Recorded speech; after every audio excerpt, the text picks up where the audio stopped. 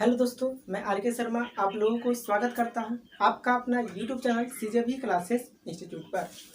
आज हम लोग एसएससी सीएचएसएल टीयर 1 का क्वेश्चन पेपर पढ़ेंगे। ये जो है वो 2019 में पूछा गया क्वेश्चन पेपर है।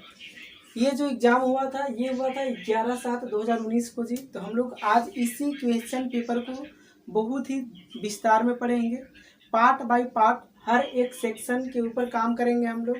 जैसे हो गया रीजनिंग, मैथ्स, इंग्लिश और जीके जीएस, ये सारे पार्ट्स के ऊपर हम लोग काम करेंगे बारीकी से। तो हम लोग चलते हैं अपना क्वेश्चन के ऊपर। तो आज हम लोग रीजनिंग पढ़ने वाले हैं। क्या पढ़ेंगे जी? आज हम लोग रीजनिंग करेंगे। इसके तुरंत बाद हम लोग करेंगे मैथ्स, इंग्लिश, जीके जीएस। ठीक है, तो अलग अलग पार्ट आपको मिलेगा। मैथ्स का अलग मिलेगा, रीजनिंग का अलग मिलेगा। तो आप लोग सारी क्लास को ज़रूर से ज़रूर देखें, ताकि ये सारी क्लास आपके आने वाले एग्जाम के लिए बहुत ही महत्वपूर्ण है। तो हम लोग चलते हैं अपना क्वेश्चन पर। इससे पहले अगर आप इस वीडियो पर नए हैं तो प्लीज़ इस चैनल को सब्सक्राइब कर ले और बेल आइकन को दबा करके ऑल को ज़रूर सिलेक्ट करें, ताकि आपको सबसे पहले सभी सब्जेक्ट के वीडियो अपलोड होने पर नोटिफिकेशन मिले और आप डेली सभी सब्जेक्ट का वीडियो देख सके। तो हम लोग पहला नंबर क्वेश्चन करेंगे जी। हम लोगों का जो पहला नंबर क्वेश्चन है वो बहुत ही अच्छा क्वेश्चन है। ये मेरा रहा पहला नंबर क्वेश्चन। चलिए देखिए, पहला नंबर क्वेश्चन है इंजीनियर। क्या है जी? इंजीनियर। ठीक है, इंजीनियर इमारत इमारत से उसी तरह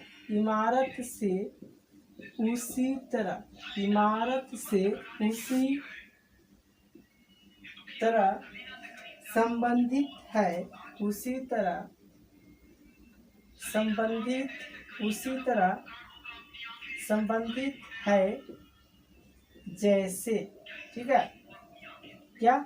जैसे लेखक। क्या जी? लेखक। जैसे लेखक खाली जगह से संबंधित है। चलिए देखिए, हमको ये क्वेश्चन में रिक्त स्थान पर क्या भराएगा, इसको हम लोगों को करना है। इसका जो ऑप्शन है जी, ऑप्शन ए है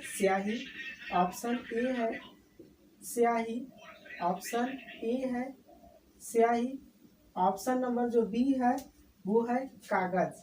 क्या है? कागज। और ऑप्शन नंबर जो सी हुआ वो है मेरा किताब। क्या है जी?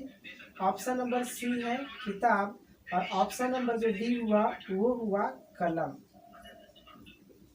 ऑप्शन नंबर डी है कलम। तो आपको ये क्वेश्चन दिखाई दे रहा होगा, इसमें इंजीनियर इमारत से उसी तरह संबंधित है जैसे लेखक खाली जगह से संबंधित है। तो इसमें क्या होगा? ऑप्शन ए दिया हुआ है स्याही, बी है कागज, सी है किताब और डी है कलम। हमको यही करना है। तो आप इसका अगर जवाब जानते हैं तो प्लीज़ इसका जवाब आप लोग फटाफट कमेंट बॉक्स में कमेंट करके बताइए। इसका जवाब जल्दी से जल्दी आप लोग कमेंट बॉक्स में कमेंट करके बताइए। चलिए देखिए, अब हम लोग इसको सॉल्व करेंगे जी। इंजीनियर क्या करता है? इमारत को क्या करता है इंजीनियर जो है वो इमारत को क्या करता है? तो इंजीनियर जो है वो इमारत की नक्शा बनाता है। क्या करता है? इमारत की नक्शा बनाता है। तो ठीक उसी तरह से लेखक क्या करता है? लेखक स्याही बनाता है। ऐसा होता है? लेखक स्याही बनाता है? नहीं, ये गलत है। लेखक स्याही नहीं बनाता है, ये हो गया गलत। लेखक कागज बनाता है, तो ये भी हो गया रॉन्ग, क्योंकि लेखक कागज नहीं बनाता है। नेक्स्ट, लेखक किताब बनाता है या किताब लिखता है। ठीक है ना? इंजीनियर इमारत की नक्शा बनाता है, ठीक उसी तरह से लेखक जो है वो किताब की नक्शा बनाता है या किताब लिखता है। तो मेरा जो सही आंसर हो गया वो हो गया option number C. Right answer क्या है जी? राइट आंसर है ऑप्शन सी, यानी कि किताब। इंजीनियर इमारत से उसी तरह संबंधित है जैसे लेखक किताब से संबंधित है। लेखक किससे संबंधित है? लेखक किताब से संबंधित है। ठीक है, ये क्वेश्चन आपको समझ में आया होगा। अब हम लोग नेक्स्ट क्वेश्चन को करेंगे। हम लोगों का जो नेक्स्ट क्वेश्चन है जी, वो बहुत ही महत्वपूर्ण क्वेश्चन है। इसको हम लोग करते हैं। अगर अभी तक आपने इस वीडियो को लाइक नहीं किया है तो प्लीज़ इस वीडियो को लाइक करें, ज़्यादा से ज़्यादा लाइक करें, ताकि हम आपके लाइक को देखकर मोटिवेट हो और हम आपके लिए बेहतर से बेहतर क्लास ला सके।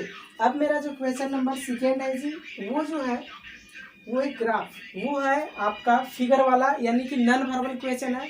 तो हम लोग क्वेश्चन नंबर 2 नहीं करेंगे क्योंकि उसका फिगर डिफिकल्ट है। ठीक है, यहाँ पर बन नहीं पाएगा। तो हम लोग क्वेश्चन नंबर 3 को करते हैं।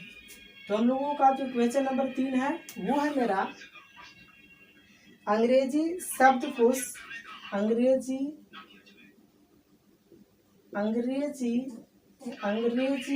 शब्दकोश, अंग्रेजी शब्दकोश वर्णक्रम के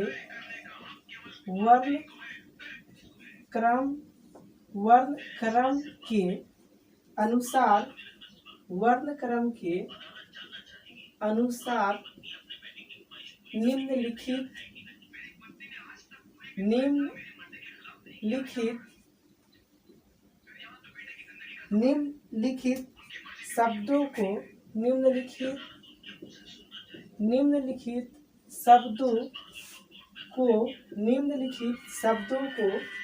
व्यवस्थित करें।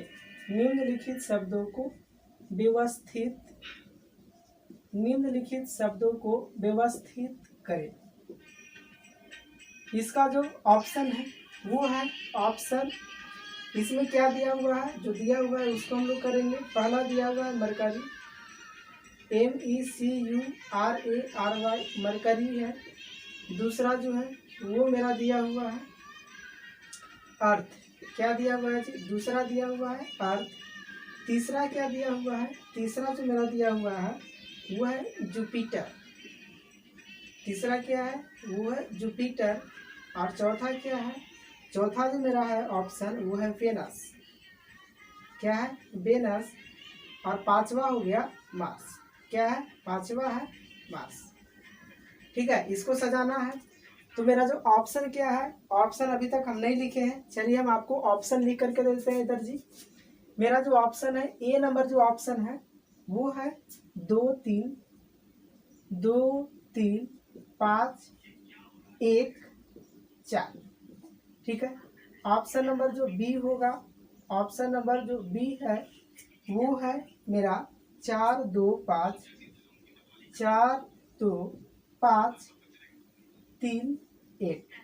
ऑप्शन नंबर जो सी है वो हो मेरा 1 4 2 3 5। और ऑप्शन नंबर जो डी हुआ वो है 2 3 1 5 4। आपको क्वेश्चन दिखाई दे रहा है, दे रहा है। क्वेश्चन बहुत ही इंपॉर्टेंट क्वेश्चन है, ये एग्जाम में पूछा ही जाता है इस तरह का क्वेश्चन।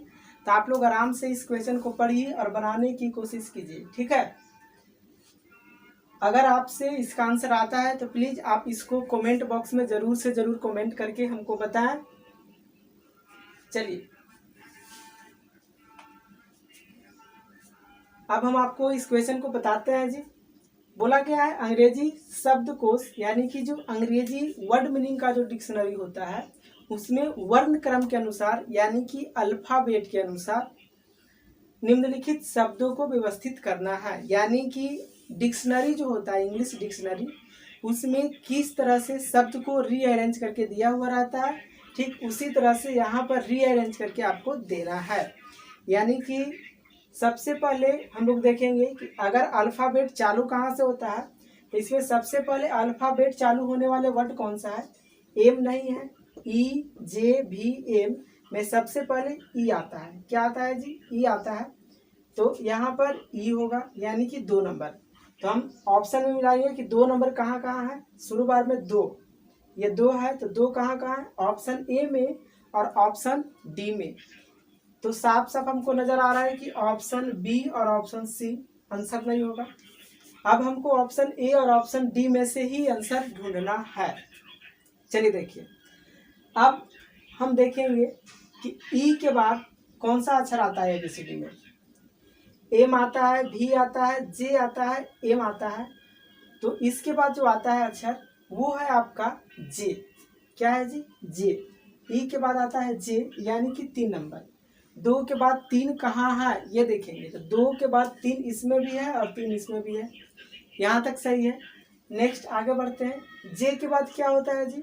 तो जे के बाद एम होगा। ठीक है, एम यहाँ भी है, एम यहाँ भी है कि नहीं? है, यानी कि 1 नंबर और 5 नंबर।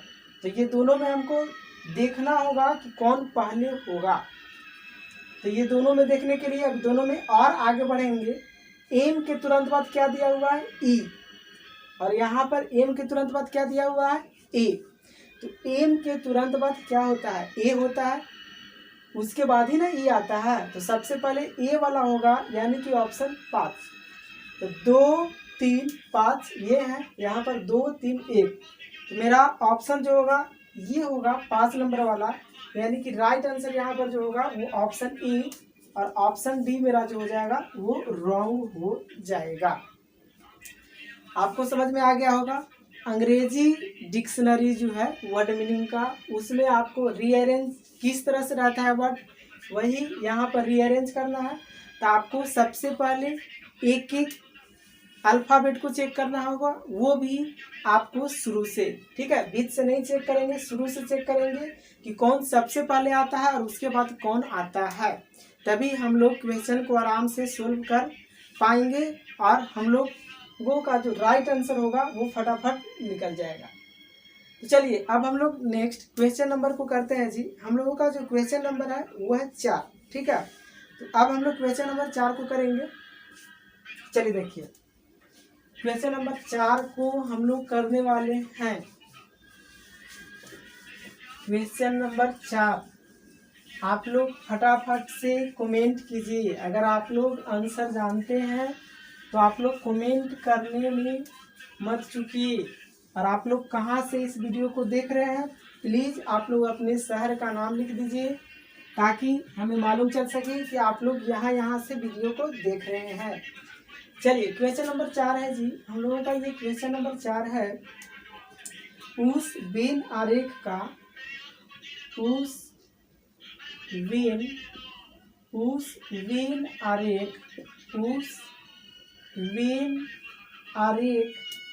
चयन करें। उस वेन आरेख का चयन करें। उस वेन आरेख का चयन करें जो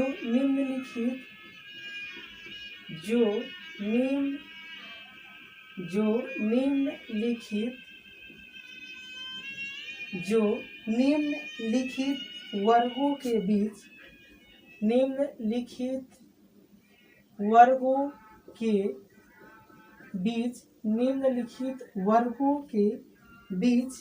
के संबंध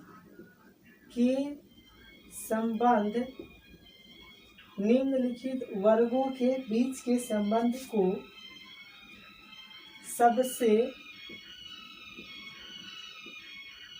सबसे अच्छा दर्शाता है।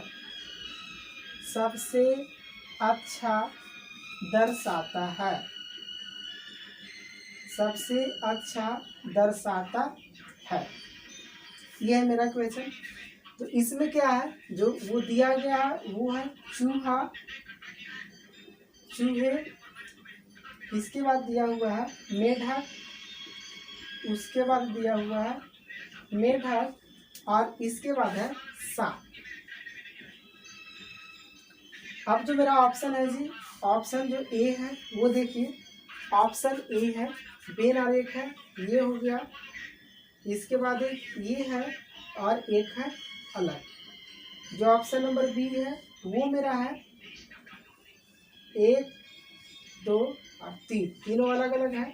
जो ऑप्शन नंबर सी है वो देखिए, ऑप्शन नंबर सी है, ये हुआ और ये हुआ। ठीक है, ऑप्शन नंबर जो डी है वो देखिए, ये हुआ, ये है और ये है। आपको फटाफट वेन आरेख का मदद से सही आंसर बताना है जी कि सही आंसर क्या होगा। आप लोग फटाफट इसका आंसर कमेंट में कमेंट करके जल्दी बताइए, जल्दी बताइए कमेंट में कमेंट करके। चलिए एक बार फिर से हम क्वेश्चन को पढ़ते हैं। उस वेन आरेख का चयन करें जो निम्नलिखित वर्गों के बीच के संबंध को सबसे अच्छा दर्शाता है। क्या दर्शाता है? सबसे अच्छा इसमें से कौन वेन आरेख दर्शा रहा है? किसको किसको? तो मेढक, चूहा, मेढक और सांप के बीच का रिलेशन। जी हाँ, चूहा, मेढक और सांप के बीच का रिलेशन सबसे अच्छा कौन वेन आरेख दर्शा रहा है। चलिए देखिए हम लोग इसको बारीकी से समझेंगे। चूहा और मेढक एक साथ रहते हैं कभी? चूहा और मेढक एक साथ कभी रहते हैं? नहीं रहते हैं। चूहा और मेढक कभी भी एक साथ नहीं रहते हैं। तो जो एक साथ वाला वेन आरेख है वो कभी भी नहीं होगा। चूहा रहता है स्थल पर और ये रहता है जल और स्थल दोनों में। ठीक है, ये रहता है, चूहा रहता है बिल में, लेकिन सांप मेढक जो है वो मेढक बिल में नहीं रहता है, चाहे तो जल में रहेगा या फिर स्थल के ऊपर। ठीक है, तो ये जहाँ भी आप वेन आरेख डबल देखिए, एक ही साथ वाला देखिए, दोनों वो रॉन्ग होगा, क्योंकि मेढक और चूहा एक साथ नहीं रह सकते हैं। तो ये जो है वेन आरेख ये बिल्कुल गलत होगा। इसके साथ ही ये भी एक साथ वाला है तो ये भी गलत हो जाएगा, और ये भी एक साथ है तो ये गलत हो जाएगा। ठीक है, और अगर हम लोग मिलाते हैं मेढक और सांप में तो मेढक और सांप भी नहीं रह सकते हैं। ये दोनों को मिलाएं आपस में एक साथ रह सकता है? नहीं रह सकता है। ठीक उसी तरह से मेढक और सांप रह सकते हैं? नहीं रह सकते हैं। तो दो कभी भी आपस में नहीं रह सकते हैं, इसीलिए जहाँ जहाँ भी दो है एक साथ, वो सारे के सारे ऑप्शन आपको कट जाएंगे और जो बचेगा वो हो जाएगा राइट आंसर। और ये बिल्कुल ऑप्शन सही है, क्योंकि चूहा और मेढक एक साथ नहीं रहते हैं, दोनों अलग अलग रहते हैं, दोनों अलग अलग रहते हैं। और सांप भी ये सबके साथ में नहीं रह सकता है, क्योंकि सांप रहेगा तो इसको खा जाएगा, तो ये भी अलग रहता है, यानी कि तीनों एक दूसरे से अलग रहते हैं। सांप मेढक और चूहा से अलग रहेगा तो अलग है।